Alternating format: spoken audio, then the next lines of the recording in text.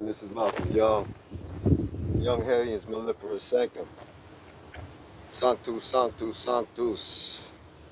Sanctus este dos. Altissimus. Lite temere. Today I'm getting ready to break into Hive 1 out here on the apiary. It's been about 2 weeks since I broke into it and I added on a new a new deep onto the bottom so that they can start to migrate down. I'm going to perform a full inspection. I'm going to try to take a look at every single one of the frames. Depends on how much framework how much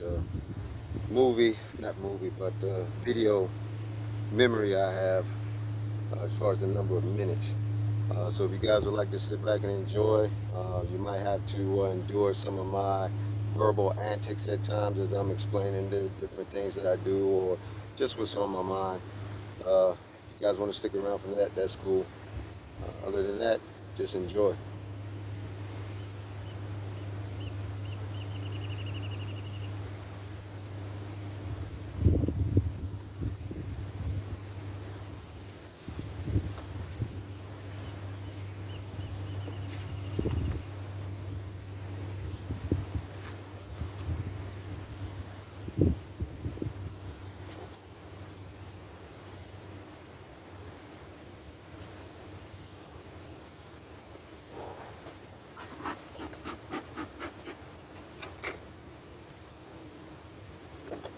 So once again, I'm not going to have too much to say, I guess, right now.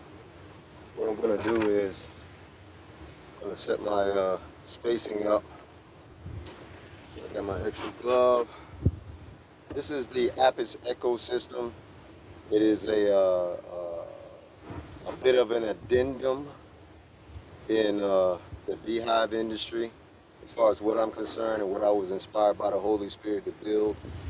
In addition to what the commercial industry already has with just the boxes. And what this does is it gives a certain amount of shadowing across the boxes, which keeps the beehives cooler during the summer, and also gives an aesthetic look, kind of like the Shaolin temple look, the pagoda look that I generally am privy to because of my martial arts background. So I feel really good about what's happening here. We're just going to break it down and I'm going to show everybody that they can have one of these in their backyards without the need for like a full vestiture and all that good stuff. You don't require that. The bees pretty much take care of themselves. They're pretty much like robots. So if you were to put one of these in your backyard and leave it alone, they would just pretty much come in and out. You wouldn't even know that they were there. They wouldn't even care that you are where you're at. So what I'm going to do is go ahead and break into it, and let's have some fun.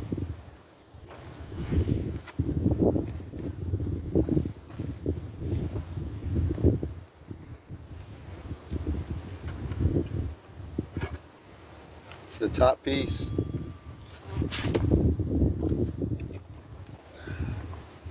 It's made up of 2 pieces.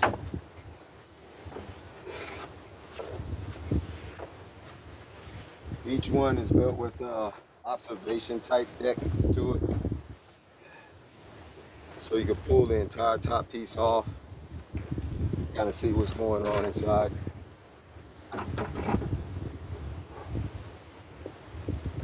Got some, it looks like they built up quite a bit of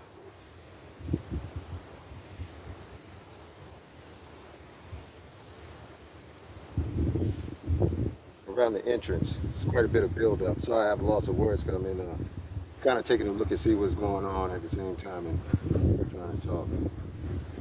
So what I'm going to do is I'm just going to kind of feed them from the top portion of the nest. Kind of let them know I'm going to come in and infiltrate a little bit, just around the edges. And just around the edges on the top portion. Smoke inside.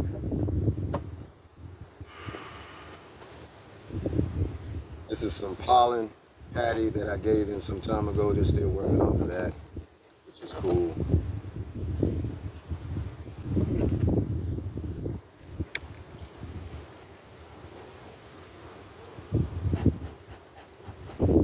give us some smoke along the edges here. Kind of force them down into they're in this box here. So I'm going to force them down into this portion and also into the lower portion where they also have spacing. The queen will also find herself down in that area. I don't want to disturb her too much other than what's necessary. One more warning.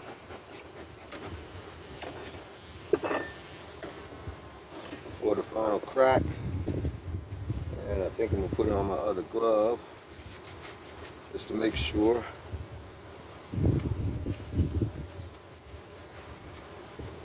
And check my timing on my video.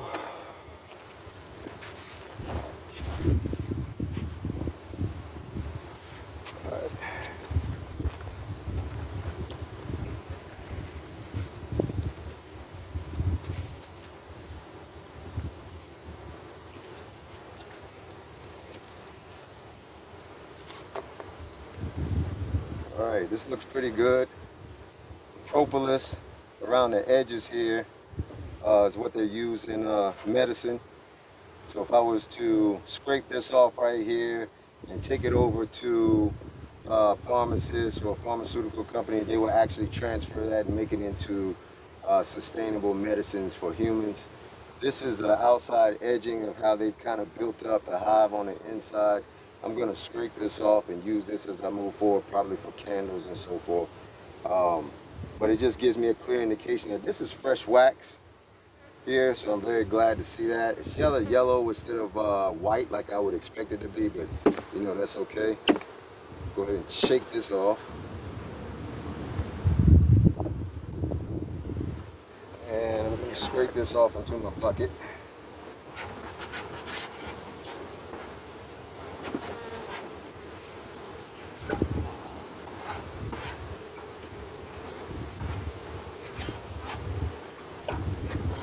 Most of my beekeeping skills were created, or not created, but I actually received some of my skills were acquired through Dr. Marin of East Texas. He's out of Romania, and he has 2 or 3 bee yards. And I went out to his queen rearing bee yard to get an idea of what that operation looks like and how to move forward in my entrepreneurial experience. Just remember that everything that you're doing is an entrepreneurial experience. Even if you're going to college, it's still an entrepreneurial experience. You have to be your own CEO. You have to sign your own paperwork to get loans. You have to really pay attention to what you're doing in the classes. You don't want nobody fucking up your numbers, so you don't want nobody fucking up your tasks, right? That's a CEO.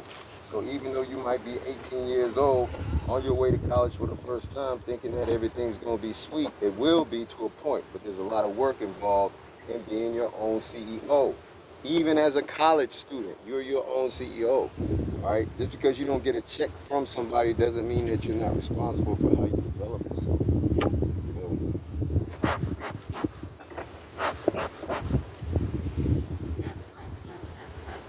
I'm going to give him a little bit more.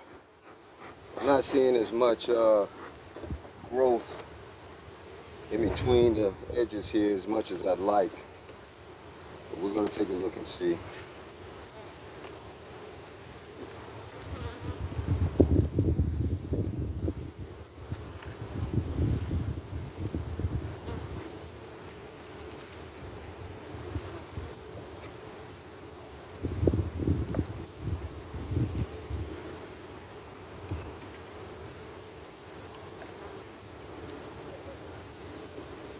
All right, frame 1, hive 1, hive 1, frame 1.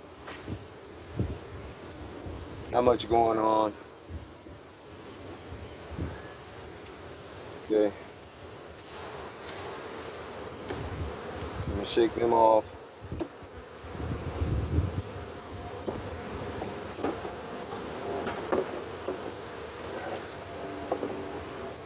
It's frame 1.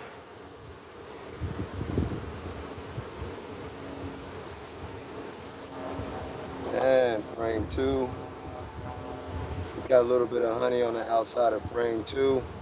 And also when I broke it open, you can see the honey running over. This is going to be a full honey frame for them when they get finished with it. On the other side, there's not much to speak about. That's fine. I'm going to leave that in place. The uninterrupted honey. That's fresh honey from out here in the apiary for probably the last 3 weeks. So that looks pretty good. The other hive did produce about a pound of honey just from a small frame that I pulled about a couple of weeks ago. And that honey turned out to be pretty good. This is another good frame. It looks like a honey frame. I even got some festooning on the bottom there. Upon inspection, I'm not seeing the queen, which I wouldn't expect. This looks like a full honey frame. Looks like I got a couple of hatching brood on here. And on the other side, this is honey. So you can see the honey there and how they're just kind of moving around and packing it in. This is about 5-6 pounds right now. Come back in about a week or so. If I can keep the apiary well watered so that we have a continuous flow of nectar out here during this drought season, then we'll have a little bit more honey next week. So that's the third frame, honey frame, third frame, hive 1, honey frame, about half full of honey. This one's a little bit heavier. It feels more like brood mixed with honey, and I got a small patch of brood in here. And on the other side, everybody at work. Upon inspection, I'm not seeing any form of, I'm not seeing the queen. And there's also brood, pollen, a little bit of honey up in the corners, which makes sense. And on this side, we have mainly pollen. And yeah, it looks more like a pollen pack. And some honey on the side. So this would be a good frame if I was to need to create a nuke. So hive 1, third frame, nuke material.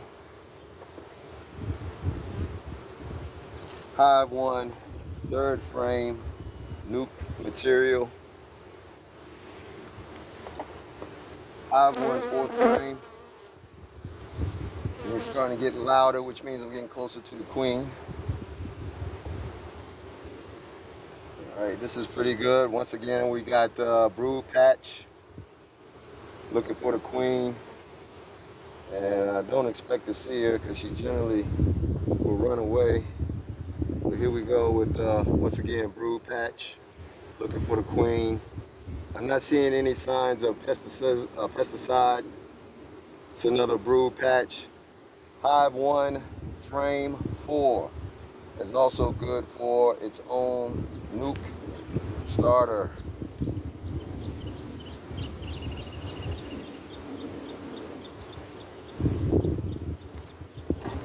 Hive 1, frame 5. Hive 1, frame 5.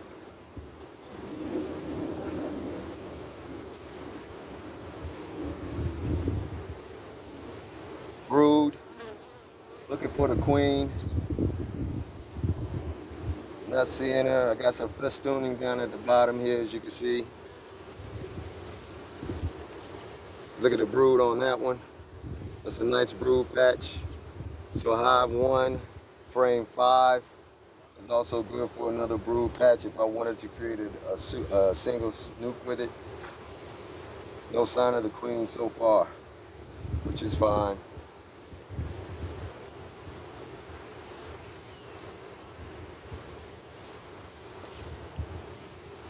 Seeing quite a bit of propolis that's being used to keep the hive well ventilated. I see the propolis coming up out the top, the very center. So they're using the center of the hive to keep everything cool. Frame Hive 1, frame 6. Looking for the queen upon pull out. This is also another brood. Not seeing, got some no pests. Got some honey up in the corners as well as pollen. This is a complete brood frame. So Hive 1, frame 6 is also a healthy frame that can also be used to create a new quit.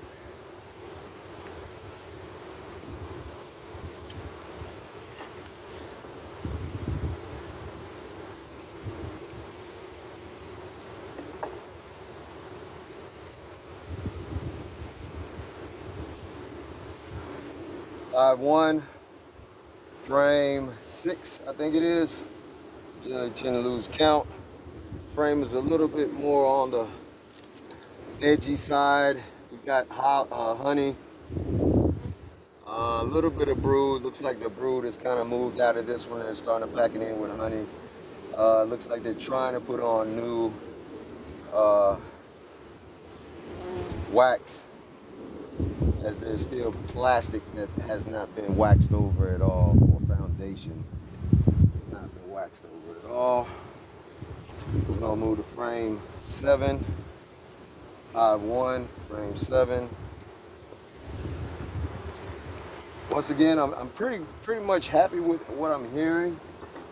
They tend to make a certain sound, buzz, hum when they feel threatened, but this time they're just kind of sitting tight. This frame is really heavy, which means we got a lot of honey on it. We got a lot of honey on this one, and we got festooning. I'm looking for the queen. I'm looking for queen caps, and I'm not seeing any.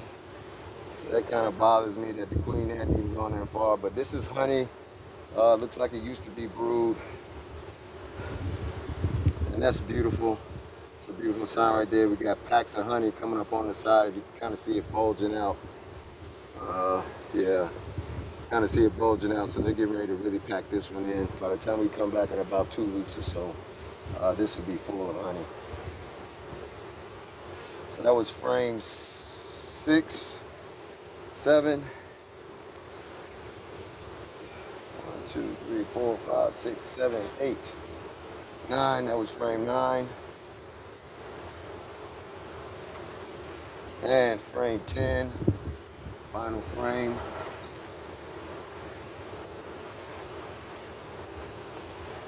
All right, this frame, it's not much going on this side. When you take a look at this side here, this is where they're building out their own little way they want the comb to grow, versus on the foundation itself that was set by man. Apparently they don't really like that too much. So I'm gonna let them continue to build that out. The last Hive 2 also had this sort of comb built out against the foundation. That tells me that they don't like this. They don't like this foundation.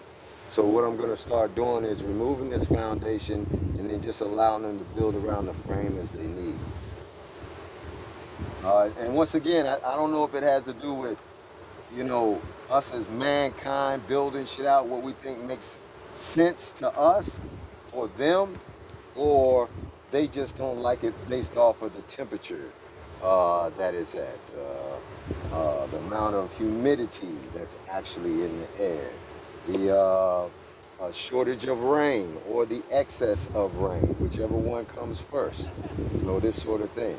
So I'm not quite sure what drives them as far as, you know, what makes them do what they do as far as the foundation building is concerned, of their wax and so forth.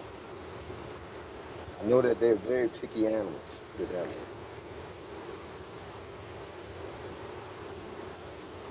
So I'm gonna pack this back in pretty good.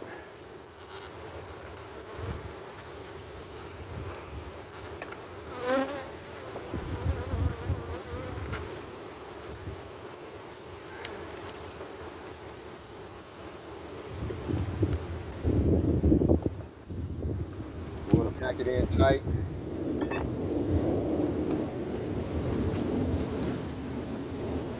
And I'll put this foundation back in just fine. Now, what I'm gonna do is I'm gonna force everybody from the bottom here, kind of back up to the top. The queen was down at the bottom.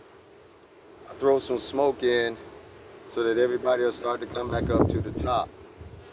And as they rise up back up to the top, I want them to have some form of safety, because they'll start spilling out the sides. And I don't want the queen to spill out the sides. So I'm gonna put this top on as a safety measure. And then we're going to move this hive, which can be in excess of 50 pounds, especially after we start getting the honey in. And at that point, we'll have a man on this side, a man on that side, and when it's time to actually harvest your honey and you have them at home, we'll be able to pick them up just from the sides here, and then sit them down in an appropriate area, which I'm about to do right now. See if I can do it without making a mess of things. No, it's too heavy. So what I'm gonna do is, I'm gonna tip it back.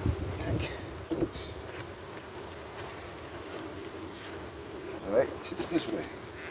I'm gonna tip it back. Take a look at the bottom here. All right. I hope everybody can see that. So what I'm looking for is, of course, I'm looking for the queen to make sure she's not trying to escape out of here. But I'm looking for places how they're settling, where they're setting at. I'm looking down at the bottom to see if they've actually grown out a little bit more, which it doesn't look like they have. I'm looking for queen cups, which means the queen might be trying to find her way out of the nest. I'm not seeing that. I'm seeing a lot of space down at the bottom here that they're not using. I'm going to check down into that just to kind of see what's going on there.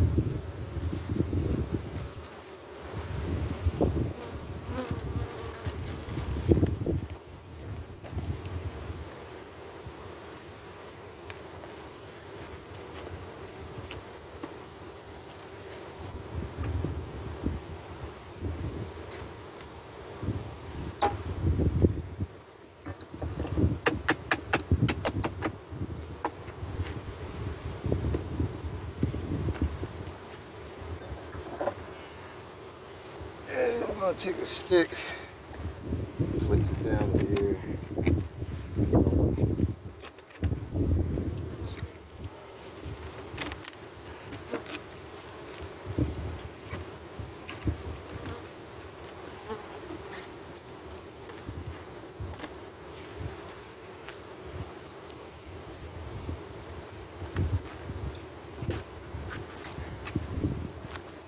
All right.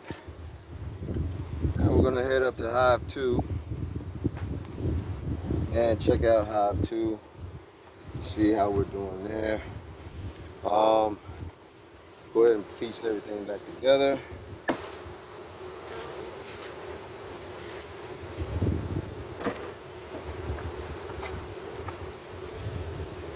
So I'm gonna go ahead and try to clean everything up on the sides here, get everybody moving back down into the bottom.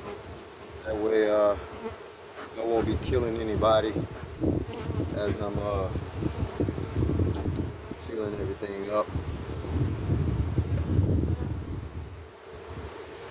And once again, I call this the Apis ecosystem, and it's just a framework across what we already kind of have in place as far as commercialized systems are concerned. It's just to add addendum onto the commercialized system so that, oh, I forgot my top piece. So that beekeepers or people who are enthusiasts and would like to go out and sit with bees in their backyard and you know, all that type of good stuff. This makes that possible so that you can have them in your yard, observe them, not necessarily have it as a pet as much as it is you would just kind of support what they need to take care of us. And that's some sugar water and some space, and they'll do the rest. Just remember that sugar water and space will help the local beekeeper.